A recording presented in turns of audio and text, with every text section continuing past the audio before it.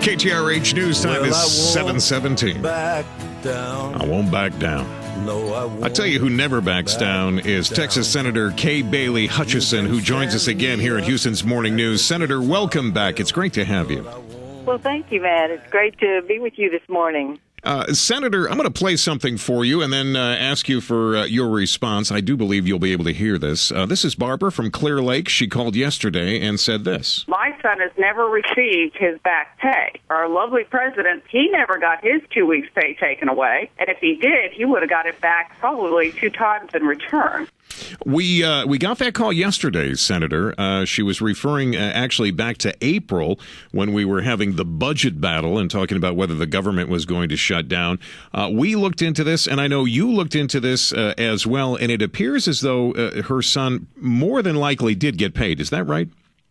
Yes, we never had a disruption in payments when we were dealing with the continuing resolution. So I don't know what back pay she was referring to because there was not a government shutdown. And we took a look at this. We called DFAS in Cleveland, Ohio, where all the checks come out of. And they said, Senator, that it was possible that there was a period of time when they issued half of the military's pay before they knew whether or not there was going to be, whether the government was going to shut down or not. And then once everything was okay, because they didn't have the money, once they got past that, they issued the other half. And so maybe there was some problem there, and we have passed along a phone number to that listener. But isn't it interesting, Senator, that we're even having the discussion? I mean, shouldn't our military be first in line when it comes to getting their checks?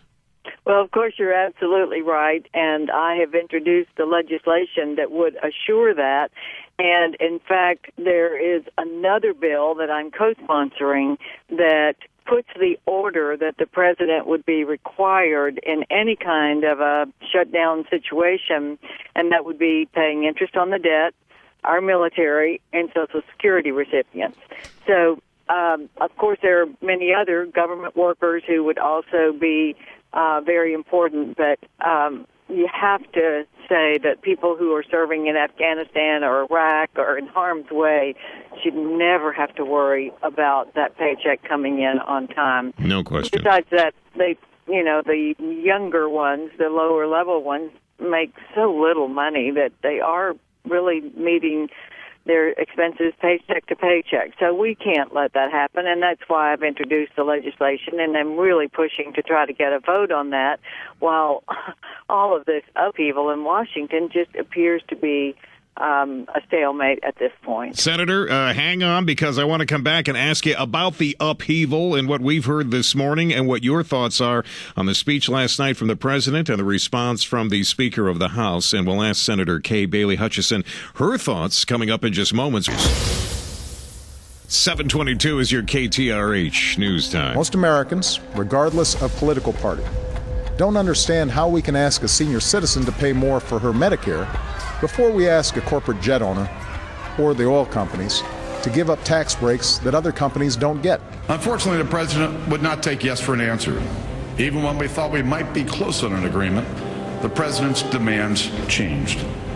Joining us this morning, Texas Senator Kay Bailey Hutchison weighing in on the speech last night. Senator, the president's speech, no plan, a lot of finger pointing, a lot of blaming rich corporate jet owners, and, of course, the rich people that don't pay any taxes, the Tea Party, the Republicans, and Speaker Boehner responding that he's going to dig his heels in. Your thoughts? Well, I thought that the speech was political. If the president is going to take prime time on television, you would think he would have something to offer, some plan or some way to come forward.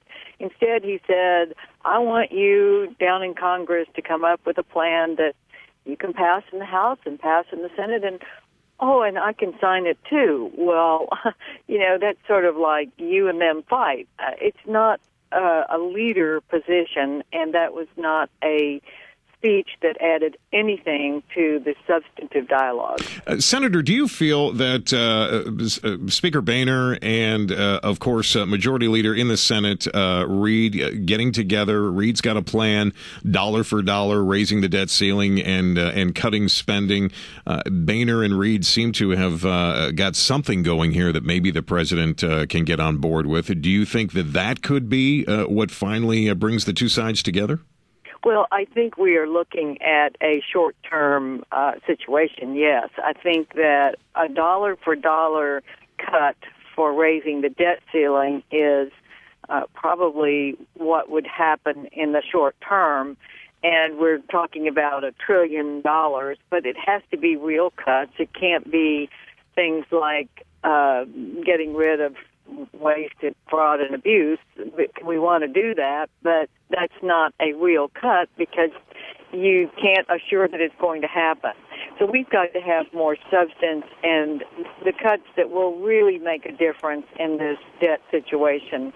We're looking at a chance to really reform, and I think we ought to be looking at entitlements and reform of programs, a sunset program, so that we eliminate things that have not been successful in government. You know, we just don't scrub the budget. Senator, and I just think it's time for us to take this opportunity to cut the budget and reform, and that's what it's going to take. Senator, I need your response to the president suggesting that the Americans sit back after a long day at work and look at what's going on in Congress, and we see a three-ring circus. Just real quick, I got about 30 seconds. Your response to that?